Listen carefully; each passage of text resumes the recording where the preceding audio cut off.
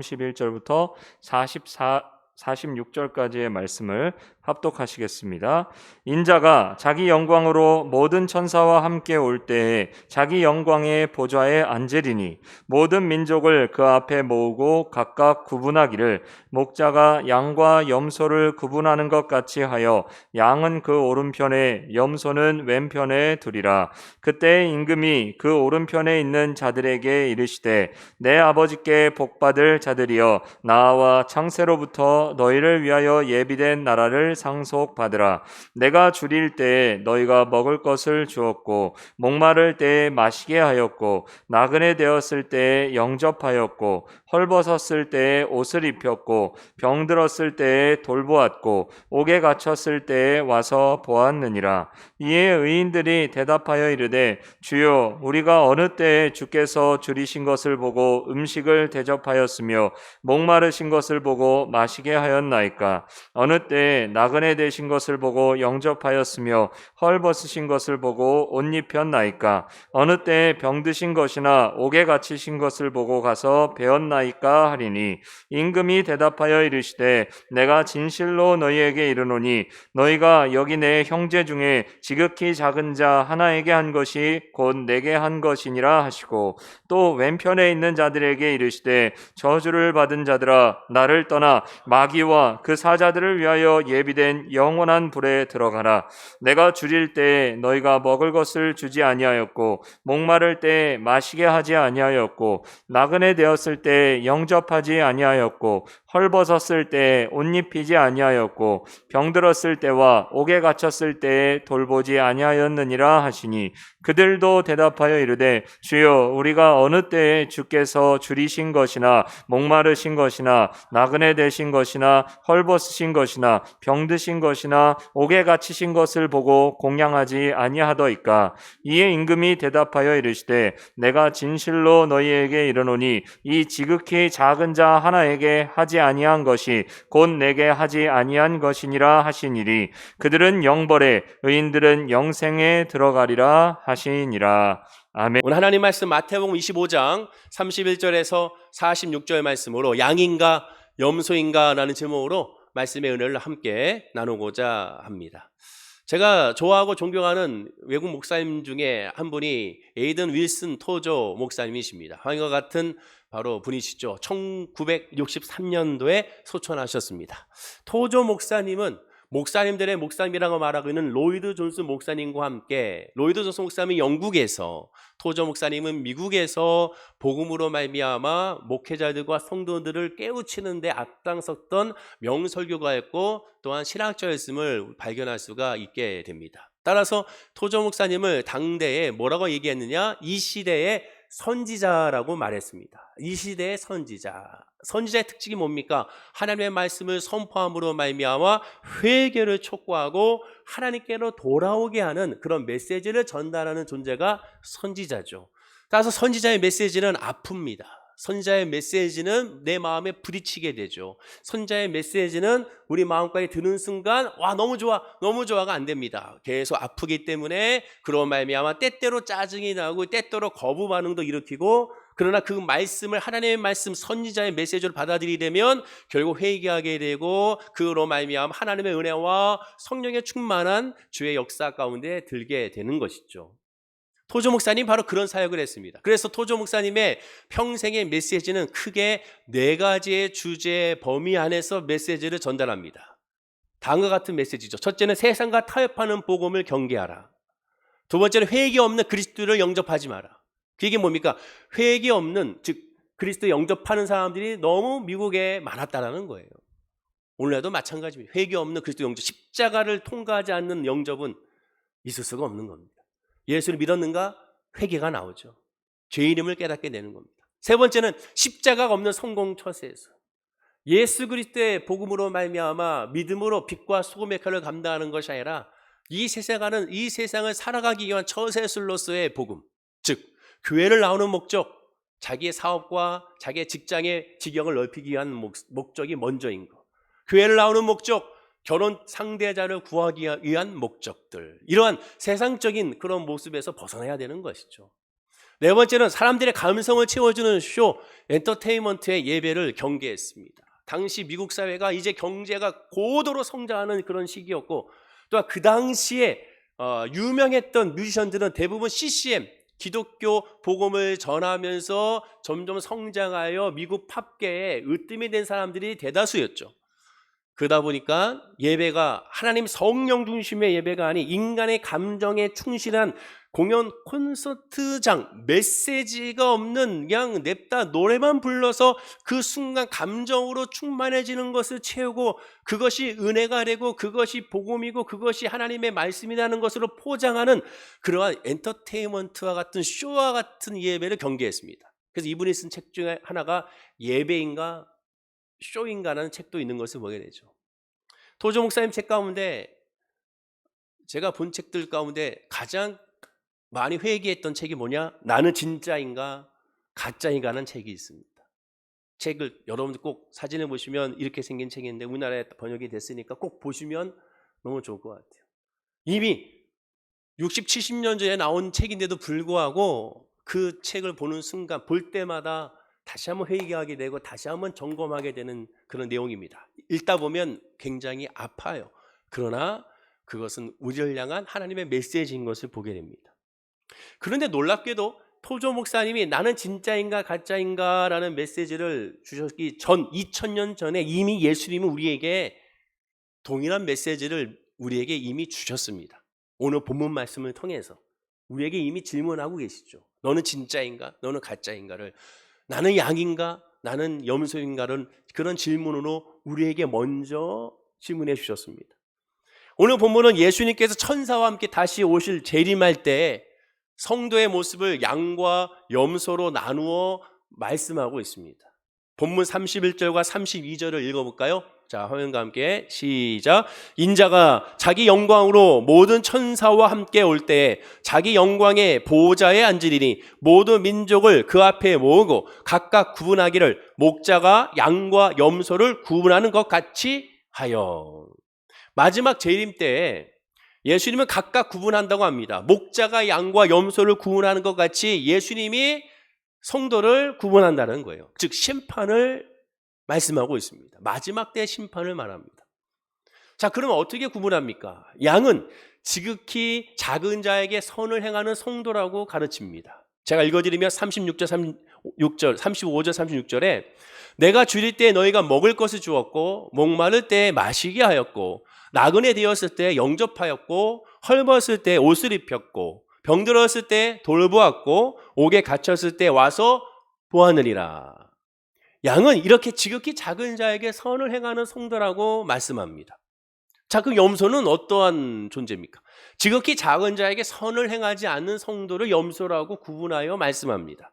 본문 42절, 33절이죠. 양과 반대입니다. 읽어드릴게요. 내가 줄일 때 너희가 먹을 것을 주지 아니하였고 목마를 때 마시게 하지 아니하였고 나그네 되었을 때 영접하지 아니하였고 헐벗을 때 옷 입히지 아니하였고 병들었을 때와 옥에 갇혔을 때 돌보지 아니하였느라 하시니라고 말합니다. 재림 때 예수님께서 오셔서 이렇게 양과 염소를 구분한다는 거예요. 지극히 선한 자는 양으로 구분하고 지극히 선을 베푸지 않는 자는 염소로 구분하여 심판하신다는 것이죠. 자, 그러면 여기서 한번 질문해 봐야 됩니다. 나는 양인가 염소인가?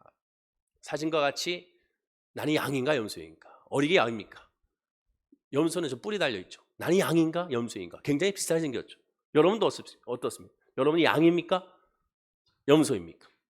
저는 이 메시지를 준비할 때 제가 왜 이 메시지를 준비했느냐? 나는 진짜인가 가짜인가로 출발했습니다.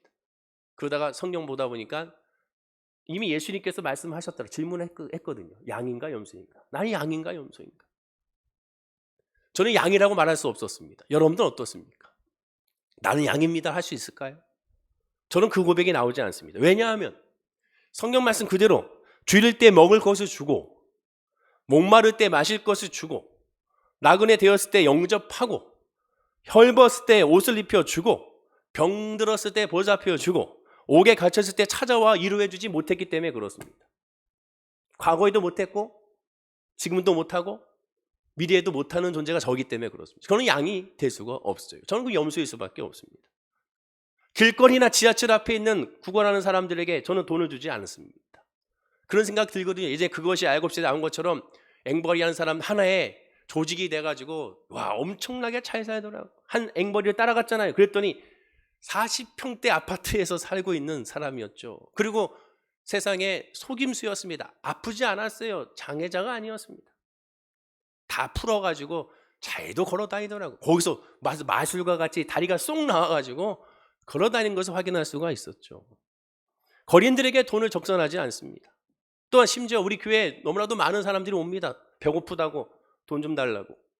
그래서 5,000원씩 많이 주면 어떤 일이 납니까? 5,000원 주면 바로 앞에 편의점 가서 1,800원 소주 사고 1,500원 새우깡 사가지고 그리고 소화 안 되니까 700원, 800원짜리 소화제 사서 딱 5,000원에 맞춰서 와서 먹습니다.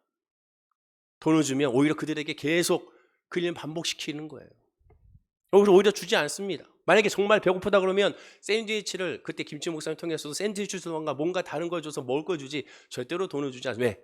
반복되고 그로 인해 술만 사 먹기 때문에 그렇죠.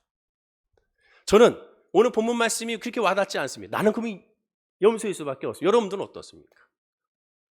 역으로 한번 생각해 보십시오. 만약 오늘 본문 말씀을 정말 이렇게 해석하고 그래 마지막 심판할 때 지극히 작은 자에게 선을 행한 사람이 양으로 구원을 받고 지극히 선을 행하지 못하게 되면 염소로서 심판을 받는다 이렇게 해석해버리면 어떤 문제가 발생합니까? 근데 그렇게 많이들 본문 말씀을 이해하고 적용해버립니다. 그래 착하게 해야지 선을 행해야지 열심히 도와줘야지. 그럼 뭐가 문제가 발생합니까? 예수님의 십자가가 왜곡이 되죠. 예수님 왜 십자가에 돌아가셨어요? 괜히 돌아가셨죠. 예수님의 십자가에 돌아가신 이유가 무엇입니까? 우리의 죄를 구원하기 위하여 우리를 용서하고 우리를 회복시키기 위하여 예수 십자가에 돌아가셨죠. 그러면 십자가의 구원의 의미는 뭡니까? 선을 행한 행위의 구원이 아니잖아요. 믿기만 하면 구원을 얻는 거예요. 믿어야 구원을 얻는 거예요. 그러면 지금 이 말씀을 그래 선을 행해야 됩니다. 그래야 구원을 받습니다. 그래야 양입니다 하게 되면 행위의 구원이 되는 거예요. 그는 십자가의 복음이 왜곡이 되는 겁니다. 왜곡이 되는 거예요. 부분적으로만 메시지를 보고 해석해버리면 이러한 결과가 십자가에 정면 대치되는 말도 안 되는 결과가 이단들이 좋아하는 메시지가 선포될 수밖에 없는 거예요. 그렇다고 오해하지 마십시오. 이러한 선행을 안 해도 된다는 뜻이 아니에요. 성도라면 아니 인간이라면 당연히 선한 사마리아인과 같은 어려운 사람을 도와주는 사람이 되어야 됩니다. 주목할 것은 뭡니까? 구원받아 영생을 확보한 자라도 죄의 본성은 여전히 남아있다는 거예요. 성도의 본성이라는 거예요. 성도의 뜻은 뭡니까? 그리스도로 변한 건가요? 작은 예수가 된 겁니까? 아니에요. 에베소서 4장 13절에 이렇게 말합니다. 자, 한번 읽어볼까요? 시작. 우리가 다 하나님의 아들을 믿는 것과 아는 일에 하나가 되어 온전한 사람을 이루어 그리스도의 장성한 분량이 충만한 데까지 이르니. 우리는 그리스도로 변한 것이 아니 작은 예수가 된 게 아니에요. 그럴 수도 없습니다. 왜? 육신의 사람이기 때문에. 성경 분명히 말하잖아요. 예수 믿었는가? 그럼 어떻게 되는가? 그리스도의 장성한 분량이 충만한까지 이른다. 예수를 닮아가는 거지 작은 예수가 된 게 아니에요. 될 수도 없어요. 우리는 육신의 사람이래. 죄성이 늘 남아있는 존재이기 때문에. 여전히 예수 믿어도 세상적인 거 끌리고 세상적인 것에 좋아하고 그로 말미암아 감격해하고 부러워하고 그로 말미암아 기쁘기도 하고 슬프기도 한 존재입니다. 왜? 육신의 사람이 있기 때문에 그렇습니다. 그러나 다른 점은 뭐예요? 우리의 영에 하나님의 영이 있기 때문에 그러한 상황과 그러한 마음이 들 때마다 성령께서 그러지 말라고 탄식하시는 그 기도와 주의 메시지로 말미암아 멈추고 돌아서게 되는 것이죠. 그게 특징이죠. 따라서 예수 그리스도를 닮아가는 과정 가운데 있습니다. 지금 우리가 그럼 언제 완전히 변화됩니까? 주님이 부르셔서 이 육신의 장막을 벗는 순간 우리는 하나님과 같은 영화로운 모습으로 변화되죠. 그건 지금 뭐예요? 지금은 신학적 용어로 닮아가는 과정을 성화라고 말하는 거예요. 성화. 지금 닮아가는 과정이에요. 성화. 앞구절을 보십시오. 자, 이 성화되는 과정 가운데 필요한 것 두 가지를 이야기합니다. 우리가 다 하나님의 아들을 믿는 것과 아는 일에 하나가 되어 온전한 사람을 이룬다라고 말합니다. 하나님의 아들을 믿는 거. 하나님의 아들이 누가? 예수 그리스도를 믿는 거. 자, 그런데 이 예수 그리스도를 믿는 건 내가 믿는 게 아니죠. 성령이 아니면 알 수가 없기 때문에 성령으로 말미암아 믿어지는 거예요. 두 번째는 뭡니까? 그럼 성령으로 믿고 끝나는 겁니까? 아니에요. 성령으로 믿으면 성령의 인도하심과 교통하심으로 말미암아 하나님을 알아가게 되는 거예요. 어떻게? 하나님의 말씀에 근거하여 우리는 이 삶에서 체험하게 됩니다. 질병에서도 체험하고 문제에서도 체험하고 어려움에서도 체험하고 모든 환경에서 하나님의 인도하심을 말씀에 근거하여 하나하나 체험해 갑니다. 그러면서 하나님의 나를 사랑하시고 나를 인도하시고 나를 버리지 아니하시고 나를 고와 같이 내버려 두지 아니하시고 나를 붙들어 주신다는 사실에 감격하여 할렐루야 아멘 하게 되는 거죠. 이것을 깨닫는 게 성화입니다. 에베소서 4장 14절에 말씀합니다. 자, 한번 읽어볼까요? 시작. 이는 우리가 이제부터 어린아이가 되지 아니하여 사람의 속임수와 간사한 유혹에 빠져 온갖 교훈의 풍조에 밀려 요동하지 않게 하려 함이라. 예수 믿기 전에는 흔들렸어요. 요동쳤어요. 문제가 있고 어려움이 있고 그러면 어찌할 바를 몰라서 사람들의 말에 귀 기울이며 그들을 의지하고 나아갔습니다. 그런데 이제는 어린아이처럼 되는 것이 아니라 하나님의 말씀과 성령 안에 있으니까 요동치지 않는 거예요. 옛날에는 쉽게 막 끌려갔습니다. 사람들의 말에 끌려갔어요. 이게 좋다 끌려가고 저게 좋다 끌려가고. 그러나 이제는 어떻게 합니까?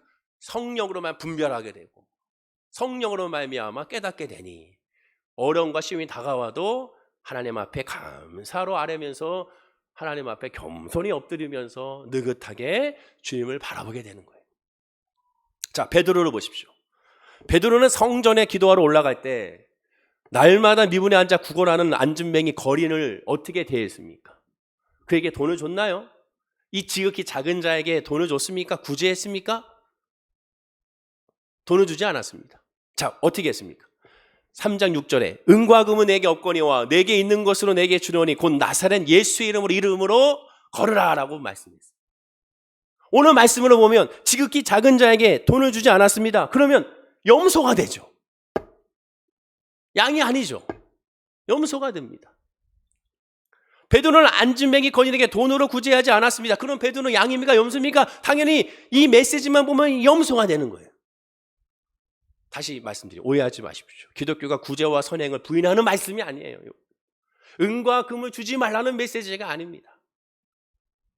사람에게 제일 중요한 우선순위가 뭔지를 말씀해 주고 있는 거예요. 뭐예요? 예수 그리스도라는 거예요. 자, 우리 교회에 구제하고 배고프다고 옵니다. 그럼 그 사람이 가장 필요한 게 뭐예요? 지금 당장 돈이 아니에요. 예수 그리스도예요. 사지 멀쩡한데 구걸하고 다녀요. 예수 그리스도예요. 일자리가 없습니까? 많이 있어요. 근데 하기 싫고 힘들고 또한 남에게 보이기 싫고 그러니까 안 하는 거죠. 지방에 얼마나 많은 일자리가 있습니까? 안 가는 거죠. 진정한 청년 복지를 뭐라고 얘기합니까? 안정된 일자리라고 말하잖아요. 진정한 노인 복지가 뭐예요? 안정된 일자리라고 말합니다. 진정한 예수 그리스도의 십자가의 복음의 핵심 뭡니까? 예수 그리스도를 믿는 거예요. 복음이에요. 복음. 우선순위는 복음입니다.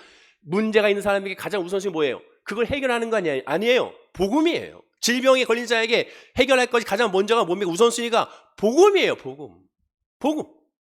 예수를 믿는 거예요. 그로 말미암아 예수를 의지하는 거예요. 그게 먼저입니다. 우리가 오해하는 것이 하나가 있습니다. 예수 안에 진정한 구제는 예수 그리스도의 복음인데 이렇게 생각해요.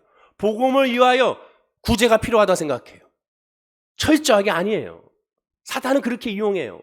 복음을 위하여 구제가 필요한 것이 아니에요. 그거는 예외예요. 구제는. 구제를 위하여 복음이 필요한 겁니다.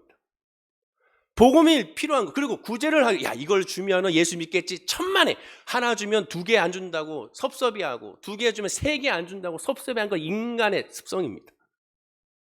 뭔가 교회에서 구제를 하곤 할 때는 바라면 안 돼요. 이거 줬으니까 예배 나오겠지. 이거 줬으니까 뭔가 헌신하게 이거 했으니까 좀 기도하겠지. 그렇게 생각하면 안 돼요. 주님은 절대로 예수님은 마태, 마가, 누가, 요한복음에서 절대 그렇게 메시지를 선포하지 않았습니다. 오히려 오병이의 기적을 보십시오. 너희들이 나를 따라오는 것은 나를 믿는 것은 먹고 배부르기 때문이다 라고 말합니다.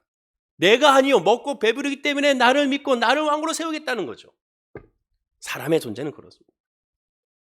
교회에서의 구제는 뭘 바라는 거 아니에요. 주의 사랑으로 섬기는 게 돼야죠. 조건부가 돼서는 안 되는 겁니다. 사람의 구원에는 오직 예수 그리스도의 이름의 능력밖에 없어요. 그들에게 필요한 건 예수입니다. 오직 예수. 내가 예수를 믿고 은혜 받고 구원받았는 존재라면 가장 소중한 건 예수인 걸 알기에 제일 중요한 거 베드로와 요한이 나에게는 은과 금은 어찌나 가장 소중한 거, 내게 있는 거 예수 그리스도의 이름을 전하고 있지 않습니까? 바로 그걸 우리가 깨달아야 돼요. 가장 불쌍한 건 뭐라고 그랬습니까? 저 사람이 아프니까 불쌍한 겁니까? 물질이 없어서 불쌍합니까? 사업이 망해서 불쌍해요? 아니에요.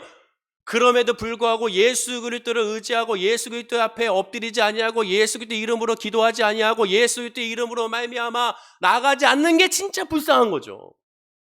그게 불쌍한 거예요. 암에 걸렸으니까 불쌍합니까? 아니에요. 암에 걸린 데도 불구하고 주님을 바라보지 않으니 불쌍한 거예요. 아무리 부자면 뭐합니까? 아무리 잘 먹고 잘 사면 뭐예요? 예수를 알지 못하면 불쌍한 거예요. 안타까운 거예요. 그러나 아무리 가난하더라도 예수를 믿고 예수를 의지하고 있으면 그 사람은 행복한 겁니다. 하나님이 그 사람을 통하여 그 사람의 가정을 어떻게 역사할지 모르니까. 역전시키시는 하나님이기 때문에. 하나님이 어떻게 할지 모르죠. 그러니 기대가 되고 설레이는 거죠. 그게 감사한 거죠. 나면서 안전뱅이와 같은 영적 불구자인 사람들이 많습니다. 그 사람들 일으킬 수 있는 것은 예수 그리스도의 이름 복음밖에 없어요. 자, 그러면 오늘 양과 염소의 비유의 말씀을 좀 더 깊게 알아봐야겠습니다. 이 말씀을 깨닫기 위해서는 비유의 말씀이에요. 비유의 말씀이라는 것은 당시의 유대사회의 문화적인 관습을 알아야 됩니다. 왜냐? 비유는 당시 모든 사람들이 알 수 있는 내용을 가지고 전하기 때문에 그래요. 비유라는 것은 바로 그러한 모습으로서 쉽게 가르치기 위한 하나의 도구입니다. 여기서 비유라는 요소랑은 단지 목자가 양과 염소를 구분하는 일밖에 없어요. 그 이상으로 해석해도는 안 됩니다. 구분하는 그것만 생각하면 돼요. 우리가 착각하는 건 뭐냐? 예수님이 비유로 가르쳤기 때문에 예수님의 설교가 쉽다고 생각할 수 있어요. 예수님의 설교에도 양면성이 있습니다. 한편으로는 어린아이들도 이해하기 쉬울 정도로 간단 명료해요. 그러나 한편으로는 아무리 지성적으로 종교적으로 뛰어난 학식을 가지고 있고 경험을 가지고 있어도 예수님의 말씀을 한마디도 이해 못합니다. 어렵다고 얘기해요. 성경을 보면 그런 내용이 많아요. 제가 몇 구절만 찾아봤더니 몇 구절만 해도 엄청 많고 더 많습니다. 마태복음 10장 11절에 보면 어찌 내 말한 것이 떡에 관함이 아닌 줄을 깨닫지 못하느냐. 마가복음 4장 9절에 들을 귀 있는 자는 들으라 하도 못 알아들으니까. 4장 13절에 너희가 이 비유를 알지 못할진데 어떻게 모든 비유를 알겠느냐. 마가복음 6장 52절에 이는 그들이 그 떡 떼시는 일을 깨닫지 못하고 도리어 그 마음이 둔하여졌음이더라 라고 말합니다. 마가복음 8장 17절에도 예수께서 하시고 이러시되 너희가 어찌 떡이 없으므로 수근거리느냐. 아직도 알지 못하며 깨닫지 못하느냐. 너의 마음이 둔하냐. 하나만 더. 누가복음 18, 34절에 제자들이 이것을 하나도 깨닫지 못하였으니 얼마나 답답하겠어요. 하나도 깨닫지 못하였으니 그 말씀이 감추어졌으므로 저희가 그 이르신 바를 알지 못하였더라. 예수님의 메시지에 비유의 메시지 다 알아듣지 못해요. 뭔 얘기야 이게. 때때로 저도 그렇지만 우리가 복음을 전하거나 우리 가족들에게 예수를 전하거나 어머니 예수 좀 믿으세요. 아들아 예수 믿어라. 딸아 예수 믿어라. 남편 아내를 합니다. 그렇게 권면하고 권면했는데도 말을 안 들어요. 그러나 실망하지 마십시오. 예수님이 설교했는데도 그들이 이해하지 못했습니다. 예수님이 권면했는데 어떻게 했어요? 예수를 잡아 죽였어요. 예수님이 누굽니까? 하나님이신데 하나님이 전했는데도 불구하고 알아듣지 못하고 권면했는데 받아들이지 못하고 오히려 잡아 죽였잖아요. 하물며 저나 여러분이겠습니까? 그럼 우리가 해야 될 건 뭐예요? 내가 한마디 해서 사람이 바뀔 거야? 지극히 교만한 거죠. 우리가 하는 건 뭡니까? 권면하고 나머지의 모든 결과는 하나님께 맡기는 거예요. 하나님께 맡기는 거예요. 그냥 우리 기도만 합니다. 우리 가족들을 위해서 기도하십시오. 계속 포기하지 말고. 중요한 포기하지 말고 계속 기도. 아버지 하나님 아시죠? 그럼 하나님이 역사하죠. 나머지 모든 결과는 하나님께 맡기는 거예요. 자, 다시 돌아와서 당시 이스라엘에 있어서 양과 염소의 습성을 보면 아주 간단합니다. 양과 염소는 당시에 낮에는 풀을 뜯을 때는 양과 염소를 구분하지 않고 같이 섞어서 풀을 뜯게 한다고 합니다. 그러다가 양과 염소를 구분할 때가 있습니다. 그럼 언제냐? 잠잘 때. 잠잘 때. 그럼 왜 잠잘 때냐? 잠잘 때 왜 목자가 양과 염소를 구분하는가? 서로 싸울까봐 그런가? 아니에요. 양은 추위에 강하다고 합니다. 근데 염소는 추위에 약하대요. 이스라엘은 낮에는 뜨겁고 밤에는 어마어마하게 추워요. 일교차가 엄청나죠. 그래서 양들은 괜찮은데 염소는 추위에 떨어서 질병에 걸리니까 잠잘 때는 이 양과 염소 구분할 염소는 따로 모아서 따뜻하게 해줘야 한다고 합니다. 즉 오늘 본문의 메시지를 들은 이 순간 유대인들은 이 습성을 알고 예수님도 이 습성에 따라서 지금 메시지를 전하고 있는 거예요. 이 비유가 갖는 진리의 시작은 뭡니까? 마지막 때예요. 심판의 때. 잠잘 때 양과 염소가 나누어지듯이 정확하게 영상과 멸망으로 나누어지듯이 바로 마지막 때가 됐을 때 나누신다는 거예요. 잠잘 때. 자, 본문 32절과 33절 한번 읽어볼까요? 천천히 시작. 모든 민족을 그 앞에 모으고 각각 구분하기를 목자가 양과 염소를 구분하는 것 같이 하여 양은 그 오른편에 염소는 왼편에 두리라. 목자가 양과 염소를 구분하는 것 같이. 그러면 이 메시지 듣는 순간 유대인들은 지금 저녁에 잠잘 때 구분하는 거구나. 심판의 때를 확실하게 얘기하는구나 하는 걸 이해하게 되는 겁니다. 자, 그런데 어떻게 합니까? 양을 오른편에 두고 염소는 왼편에 둔다고 말합니다. 그러면 실제로 양을 오른편에 두고 염소는 왼편에 둔다는 얘기인가 당시에? 그 얘기가 아니에요. 그 얘기가 아니에요. 당시 유대인들의 종교적인 관행을 아셔야죠. 문화적인 관습을 알아야 됩니다. 출애굽기 15장 6절에 보면 여호와여 주의 오른손이 권능으로 영광을 나타내시이다. 여호와여 주의 오른손이 원수를 부시나이다 라고 말합니다. 즉 오른쪽은 힘과 능력과 권능을 상징합니다. 그래서 욥기 30장 12절에 그들이 내 오른쪽에서 일어나 내 발을 덫으로 오며 나를 대적하여 길을 에워쌌나이다. 강한 힘을 상징해요. 오른쪽은 강한 힘, 능력을 상징합니다. 반면에 왼쪽은 저주와 생명과 미련함과 힘의 상실을 상징해요. 전도서 10장 2절에 그래서 지혜자의 마음은 오른쪽에 있고 우매자의 마음은 왼쪽에 있다라고 말하는 겁니다. 즉 유대인들의 이 머릿속에 사고방식은 오른쪽은 한마디로 좋은 거, 왼쪽은 한마디로 나쁜 것이라는 것을 알고 있는 거예요. 오늘 말씀에서 양과 염소 구분했다고 양은 선한 동물이고 염소는 악한 동물이야. 그러니까 염소는 다 잡아 죽여야 돼. 그런 메시지가 아니라는 거예요. 뱀을 얘기했던 것처럼 뱀은 아담과 하와를 유혹했으니까 나쁜 동물이야. 뱀은 다 잡아 죽여야 돼. 그런 게 아니라는 거예요. 하나님이 창조한 아름다운 동물입니다. 예수님은 단지 흰색 양과 검은색 염소를 대비하여 선과 악, 생명과 멸망을 상징적으로 비유로 비교한 거예요. 거기까지만 해석해야죠. 양이 선에서 흰색이 되었거나 구원의 자리에 선 게 아닙니다. 구원의 뜻이 생명이여 선이라는 의미로 양을 비유한 것뿐이죠. 자, 그러면 이제 말씀의 문맥으로 보겠습니다. 본문의 말씀은 종말의 때 하나님의 나라를 가르치면서 비유한 5가지 비유 중에서 마지막 비유예요. 첫 번째 비유가 무화과나무, 두 번째가 청지기 비유, 셋째가 열처녀의 비유, 넷째가 달란트의 비유 가운데 마지막 양과 염소의 비유로 하나님 나라를 말씀해 주고 있습니다. 주제는 심판과 구원의 기준의 근거예요. 자, 그러면 그 심판의 기준의 근거에 대해서 얘기할 때 그 근거의 기준이 뭡니까? 바로 아까 읽었죠. 본문 35절 36절에 내가 줄일 때 너희가 먹을 주었고 목마를 때 마시게 하였고 나그네 되었을 때 영접하였고 헐벗을 때 옷을 입혔고 병들었을 때 돌보았고 옥에 갔을 때 와서 보았다. 심판관이 왕이 자신에게 잘했기 때문이라고 말합니다. 자, 이제 잘 들어보세요. 나에게 잘했기 때문에 네가 구원받았다라고 말합니다. 그런데 본문 37절 38절에 이들의 반응입니다. 읽어볼까요? 36절 37절과 38절입니다. 시작. 이에 의인들이 대답하여 이르되 주여 우리가 어느 때 주께서 줄이신 것을 보고 음식을 대접하였으며 목마른 것을 보고 마시게 하였나이까? 어느 때 나그네 되신 것을 보고 영접하였으며 헐벗은 것을 보고 옷 입혔나이까? 양으로 분류됐던 사람들은 의아하게 생각합니다. 나는 그런 적이 없습니다. 나는 왕께 그렇게 잘한 것이 없다고 부인합니다. 그러자 본문 3절에 임금이 대답하여 이르되 내가 진실로 너에게 이르노니 너희가 여기 내 형제 중에 지극히 작은 자 하나에게 한 것이고 내게 한 것이다 라고 말합니다. 그들은 부인했어요. 아니야, 우리가 그렇게 한 적 없습니다. 근데 너는 지극히 작은 자에 한 것이고 그것이 나에게 한 것이다 라고 말합니다. 반면에 심판받은 자는 정반대입니다. 본문 42절 43절에 내가 줄일 때 너희가 먹을 것을 주지 아니하였고 목마를 때 마시지 않게 아니하였고 나그네 되었을 때 영접하지 아니하였고 헐벗을 때 옷 입히지 아니하였고 병들었을 때 옥에 갇혔을 때 돌보지 아니하였다. 이렇게 말했습니다.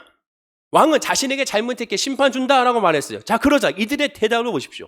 44절에 그들도 대답하여 이르되 주여 우리가 어느 때 주께서 줄이신 것이나 목마른 것이나 나그네 되신 것이나 헐벗은 것이나 병드신 것이나 옥에 갇힌 것을 보고 공양하지 아니하더이까 라고 말합니다.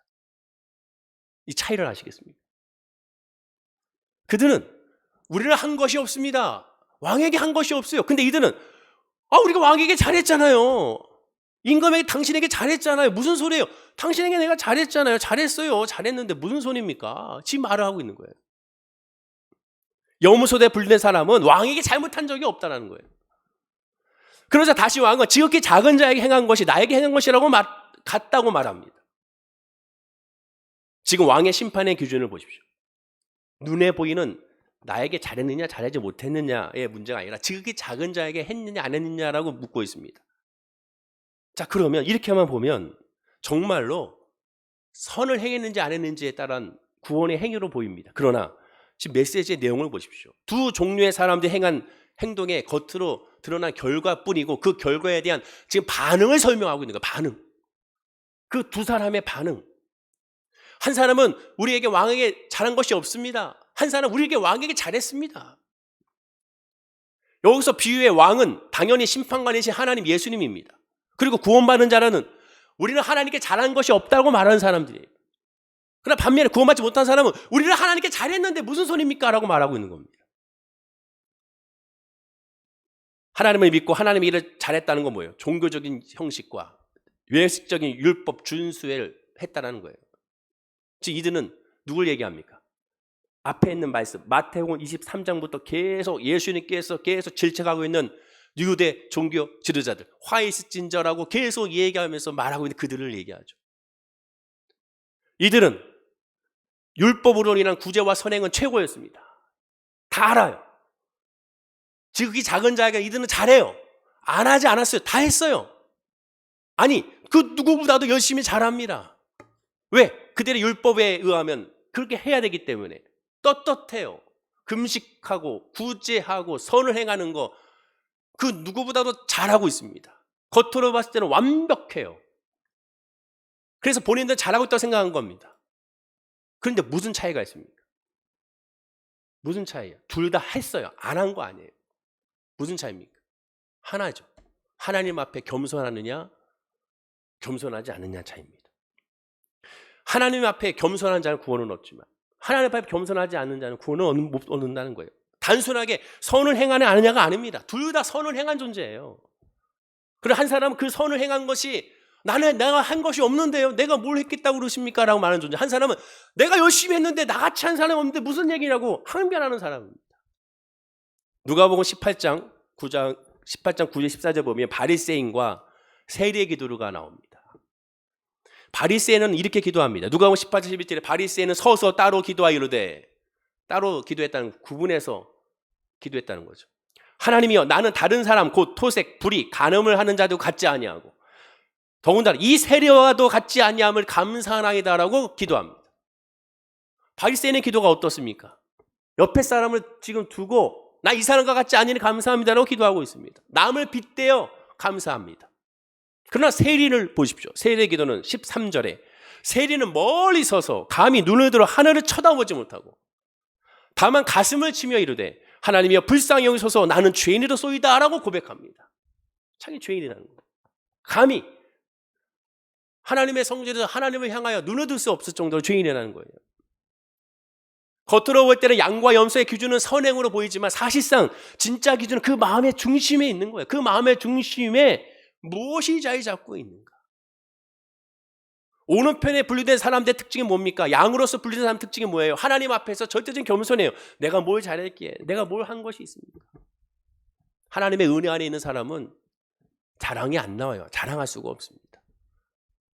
헌신과 봉사와 희생, 그게 자랑이 됩니까? 안 돼요. 왜? 나는 늘 부족함을 알기에 은혜로 하는데 그로 인한 섭섭함이 없으면 왜 나를 안아주지 않지? 그게 아예 없어요. 왜? 하나님과의 1대1의 관계만 있거든요. 주변 사람은 보이지 않아요. 다른 사람의 잘됨, 다른 사람의 형통, 다른 사람의 회복, 다른 사람의 열매 그게 안 보여요. 하나님만 보이는 거. 하나님만 보여요. 하나님만 보여요. 근데 염소의 특징은 뭡니까? 이 바리새인들의 특징은 뭐예요? 다른 사람만 보여. 하나님을 보는 게 아니라 다른 사람을 보여. 그러니까 저 사람보다는 내가 낫고, 저 사람보다는 내가 똑똑하고, 저 사람보다는 내가 더 이롭고, 저 사람보다는 내가 경건하고, 저 사람보다는 내가 더 기도하고, 저 사람보다는 내가 더 헌금 많이 하고, 저 사람보다는 내가 더 시간을 들여 하나님을 섬기니 내가 저 사람보다도 하나님을 더 잘 섬겨. 이렇게 생각하는 거죠. 근데 하나님은 아니라고 말하고. 진짜 은혜는 뭡니까? 복음의 은혜는 하나님 앞에 겸손입니다. 왜 날 사랑하나? 왜 날 사랑하나? 왜 갈보리 십자가 지어야 했나라고 찬양하는 것처럼 하나님의 은혜로 서 있다는 사실을 고백하는 겁니다. 그렇잖아요. 지금까지 지내온 것 주의 크신 은혜로다 우리 찬양하자. 아무리 인간이 계획해도 하나님께서 그것을 거두시면 어쩔 수 없죠. 뉴스에 보십시오. 간간히 들리는 어저께 뉴스, 그저께 뉴스 얼마나 안타깝습니까? 50대 치킨 사장님 배달하다가 술 취한 음주운전 20대 벤츠를 끌고 다니는 청년에 의해서 사망하고 말았습니다. 누가 알았겠습니까? 그리고 그 전날에는 또 한 청년이 강남에서 배달하는데 앞에 뒤에 있는 그 덤프트럭 25톤 트럭이 앞에 있는 그 오토바이를 보지 못하고 그냥 지나가서 그 자리에서 즉사했잖아요. 내일을 어떻게 알겠습니까? 아무도 모르잖아요. 오직 하나님만 앞에 겸손할 수밖에 없는 거예요. 지금까지 지내온 거 내가 잘나서 한 겁니까? 아무도. 쓰임 받은 걸 감사하죠. 다른 사람을 쓸 수 있는데 나를 쓰셨구나. 다른 사람을 세우셨는데 부족한 나를 세우셨구나. 그게 감사한 거죠. 그게 은혜입니다. 하나님 앞에 절대적 겸손은 예수 그리스도 십자가를 바라보면 늘 죄인을 고백하는 거예요. 어거스틴은 예수님을 진정으로 영접한 사람의 특징을 이렇게 얘기합니다. 첫째도 겸손, 둘째 겸손, 셋째도 겸손한 사람이라고 말합니다. 세상에 사람들과의 관계 겸손이 아니 하나님 앞에 겸손입니다. 하나님의 겸손은 하나님의 은혜로만 산다는 고백이죠. 그럼 어떻게 됩니까? 욕심이 사라져요. 이래도 감사하고 저래도 감사하게 되는 거예요. 그리고 성도의 겸손 하나님 앞에 완전한 항복입니다. 사도 바울을 보십시오. 다메섹 도상에서 살아 역사하시는 예수님을 1대1로 만나 하나님께 항복하기 전에는 그만큼 율법으로는 충실히 지키고 하나님을 위하여 뜨겁게 열심히 했던 사람이었습니다. 그가 그 스스로를 이렇게 고백하잖아요. 빌립보서 3장 5절 6절에 자기를 이렇게 설명합니다. 나는 8일 만에 할례를 받고 이스라엘 족속이요 베냐민 지파요 히브리인 중에 히브리인이요 율법으로는 바리새인이요 열심으로는 교회를 박해하고 이게 중요하죠. 율법의 의로는 흠이 없는 자라. 야 놀랍지 않습니까? 율법의 의로는 흠이 없는 자라. 이렇게 얘기했어요. 지금 어느 누가 그렇게 얘기할 수가 있겠습니까? 근데 이렇게 얘기했을 때 그 어떠한 유대 종교 지도자들이 이 사도 바울의 말에 반박하지 않습니다. 야 네가 무슨 율법을 흠이 없어. 너 같은 사람이 이 신성 모독이야 이렇게 말하지 않습니다. 왜? 그만큼 정말로 그들이 보기에 율법은 완벽했어요. 구제, 선행, 기도, 예배, 제사, 하나님 말씀의 낭독과 해석 어느 것 하나 빠지지 않은 사람입니다. 또 하나 그들은 로마의 시민권자였습니다. 어느 것 하나 정말 부족함이 없어요. 그러나 사도 바울에게 오직 한 가지 부족한 것이 있다고 합니다. 그게 뭡니까? 자신이 죄인 중에 괴수라는 사실을 깨달았다는 거예요. 예수를 만나기 전까지는 생각하지 못했습니다. 그런데 예수를 만나고 나서는 늘 부족한 존재라는 거예요. 자, 빌립보서 3장 7절과 9절에 말합니다. 한번 읽어볼까요? 시작. 3절, 7절에서 9절입니다. 시작. 그러나 무엇인지 내게 유익하던 것을 내가 그리스도를 위하여 다 해로 여길 뿐더러 또한 모든 것을 해로 여김은 내 주 그리스도를 아는 지식이 가장 고상함을 일함이라. 내가 그를 위하여 모든 것을 잃어버리고 배설물로 여김은 그리스도를 얻고 그 안에서 발견되려 함이니 내가 가진 의는 율법에서 난 것이 아니 오직 그리스도를 믿는 믿음으로 말미암은 것이니 곧 믿음으로 하나님께서 난 의라. 예수를 만나고 났더니 다 의미가 없다는 것을 알았다는 거예요. 그게 중요하지 않다는 것을 알았다. 예수 믿기 전에는 이 세상적인 것이 최고였어요. 그러나 예수 믿는 후에는 하나님이 최고라는 것을 알게 됩니다. 그게 우선순위라는 것을 알게 되죠. 사도 바울은 하나님은 오직 그리스도 십자가 안에서 자신을 평가해 주길 원했습니다. 예수 안에서 하나님을 바라보길 원했고 하나님도 예수 십자가로 자기를 바라보길 원했고 그것이 은혜라고 고백합니다. 자, 그러면서 결정적으로 말을 하죠. 갈라디아서 5장 4절입니다. 자, 읽어볼까요? 시작. 율법 안에서 의롭다함을 얻으려 하는 너희는 그리스도에게서 끊어지고 은혜에서 떨어진 자로다. 얼마나 충격적인 메시지입니까? 율법 안에서 의롭다함을 얻으려 하는 너희는 종교적인 모습, 겉으로 보이는 경건의 모습으로만 바라보고 생각하는 너희는 그리스도에서 끊어졌다. 하나님 앞에 자랑할 수 못한다는 거예요. 은혜에서 떨어졌다. 은혜를 하지 못한다는 거예요. 어찌 내가 예수 앞에서 십자가 앞에서 잘한다고 할 수 있습니까? 세상에서 말하면 넌 잘해, 넌 잘해, 넌 잘해, 넌 착해, 너는 가능해, 너는 할 수 있어, 너는 괜찮아. 세상의 심령은 말합니다. 너는 죄가 없어. 너는 죄가 없어. 네 환경이 너를 이렇게 만든 거야. 너는 죄인이 아니야. 네 잘못이 아니야. 세상의 심리학이 말하죠. 넌 네 잘못이 아니야. 그러나 복음은 말합니다. 예수님 말은 네 잘못이야. 너는 죄인이야. 너는 할 수 없어. 너는 불가능해. 그게 복음의 메시지입니다. 그러나 예수 안에서 나는 할 수 없으니 예수를 믿고, 나는 죄인이니 예수를 의지하고, 나는 불가능하니 예수를 바라보는 거예요. 그래서 예수 안에서 할 수 있는 거죠. 사도 바울이 계속 강조하는 거예요.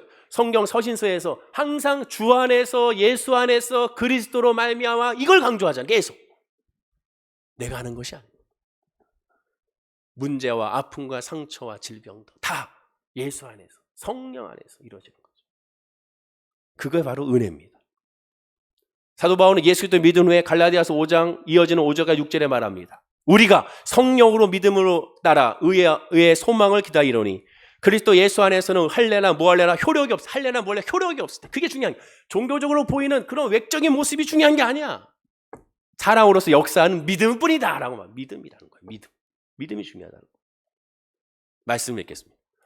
본문의 양과 염소에 비유해서 예수님이 제시한 구원의 기준은 얼마나 선을 행하는 자는 눈에 보이는 결과물이 아니에요. 그 마음이 하나님에게 항복하여 진정으로 낮아졌느냐, 하나님 앞에 얼마나 엎드리느냐, 그것이 가장 중요한 겁니다. 하나님을 제대로 알고 진정으로 사랑하는 자의 모습은 어떻게 됩니까? 제가 그랬죠. 늘 되어지는 거라고. 예배는 되어지는 겁니다. 기도는 되어지는 거예요. 봉사 헌신도 되어지는 겁니다. 구제도 되어지는 거예요. 이웃을 사랑하는 거 내가 하는 것이 아닙니다. 되어지는 거예요. 복음이 들어오고 하나님의 은혜가 들어오면 나도 모르게 그 방향으로 자연스럽게 흘러가는 거예요. 흘러가는 거예요. 무디 목사님이 설교 때 했던 유명한 말 중에 이런 말이 있습니다. 잘 많이 들어보셨을 거예요. 천국에 가면 3번 놀란다는 메시지. 왜 3번 놀랄까요? 첫 번째 놀란 이유는 뭡니까? 꼭 와야 될 사람이 천국에서 보이지 않기 때문에 놀란다는 거예요. 저 목사님 나 천국에 계실 줄 알았는데 안 보여. 저 집사님 천국에 계실 줄 알았더니 안 보이는 거예요. 그렇게 경건생활 잘하고 그렇게 열심히 신앙생활하고 그렇게 찬양하고 그렇게 열심히 봉사했던 분인데 천국에서 안 보이는 거예요. 그래서 놀란다는 거예요. 두 번째 놀란 이유가 뭡니까? 없을 줄 알았는데 그 자리에 있으니까 놀란다는 거예요. 평상시 예배도 안 드리고 교회에서 봉사하자 하면 청소하자 하면 나타나지도 않고 또 기도하자 하면 기도도 안 하고 어디 신방 가자 그러면 신방도 같이 안 가고 이 핑계 저 핑계 대고 도대체 저분이 신앙이 있는지 없는지 예배 시간에 그냥 늦게 들어오고 일찍 나가고 또 사람들하고 어울리지도 않고 도대체 모르겠는데 그분이 천국에 딱 있는 거예요. 그래서 놀란다는 거예요. 마지막 3번째 왜 놀랍니까? 내가 천국에 있다는 사실에 무디 목사님 놀랐다고 말합니다. 이 메시지의 핵심이 뭐겠어요? 겉으로 보는 건 중요한 것이 아닙니다. 그리고 마음의 중심에 예수가 있으면 겉으로도 자연스럽게 드러나게 돼요. 그러나 드러난 모습으로 우리는 판단할 수가 없습니다. 예수님은 말씀합니다. 마태복음 22장 30절 40절입니다. 자, 마지막으로 읽어보겠습니다. 시작. 예수께서 이르시되 내 마음을 다하고 목숨을 다하고 뜻을 다하여 주 너희 하나님을 사랑하라 하셨으니 이것이 크고 첫째 되는 계명이요 둘째는 그와 같으니 내 이웃을 내 몸과 같이 사랑하라 하셨으니 이 두 계명이 온 율법과 선지자의 강령이라. 자, 보십시오. 하나님과 이웃 사랑을 구분하지 않았습니다. 하나님 사랑은 이웃 사랑과 뭐라고 했어요? 같다. 하나님을 사랑하는 자 이웃 사랑으로 이어지는 거예요. 되어지는 거예요. 구분이 아닙니다. 나는 하나님을 사랑하는데 난 이웃 사랑을 잘 못해요. 아니에요. 그게 아닙니다. 난 이웃 사랑은 하는데 하나님을 사랑 못하는 것 같아요. 그게 아닙니다. 하나님을 사랑하는 자, 이웃사랑으로 이어져. 그리고 이웃사랑은 복음으로 이어지는 겁니다. 기도해 주는 거.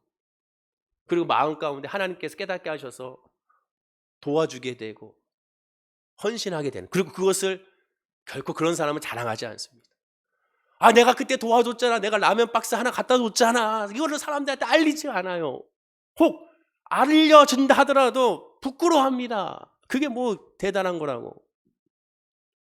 오히려 더 섬기지 못해서 죄송하다는 마음이 드는 거예요. 오히려 더 기도해 주지 못해서 죄송한 마음이 드는 거예요. 그게 복음의 사람, 그게 양의 사람입니다. 양과 염소의 비유를 살펴보면 양은 두 계명을 정확하게, 하나님 사랑과 이웃 사랑을 정확하게 같은 것으로 본 사람, 하나님 앞에 겸손한 사람입니다. 염소는 누구예요? 첫째 계명 중에 하나님을 사랑하는 것만 중요하게 여기고 그것도 형식적 종교적으로만 지킨 사람입니다. 하나님 앞에 교만한 사람입니다. 처음의 질문으로 돌아가 봅시다. 나는 양인가 염소인가? 예수 안에 있으면 다 칭의, 양으로 칭의를 받은 거예요.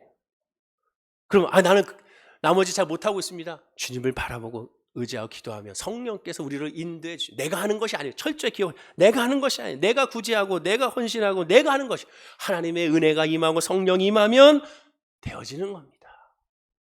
우리가 먼저 구할 건 바로 그 믿음을 먼저 구해야 돼요. 하나님의 그 은혜를 구해야죠. 처음에 말씀드렸던 에이든 토저 목사님께 돌아가 봅시다. 그분이 소천했습니다. 그분의 묘비에 이렇게 적어놨습니다. 하나님의 사람 토저 목사라고 적어놨어요. 하나님의 사람, 다른 거 없어요. 다른 거. 여기에 뭐 몇 년도에 태어나서 몇 년도에 순천대 그건 적어놨죠. 근데 나머지 뭐 이분이 뭐 했고 어떤 경력 있고 어떠한 학교를 공부했고 어떻게 뭐 했고 어디에 뭐 있고 없어요. 하나님의 사람 이걸로 충분하니까. 이걸로 완벽하니까.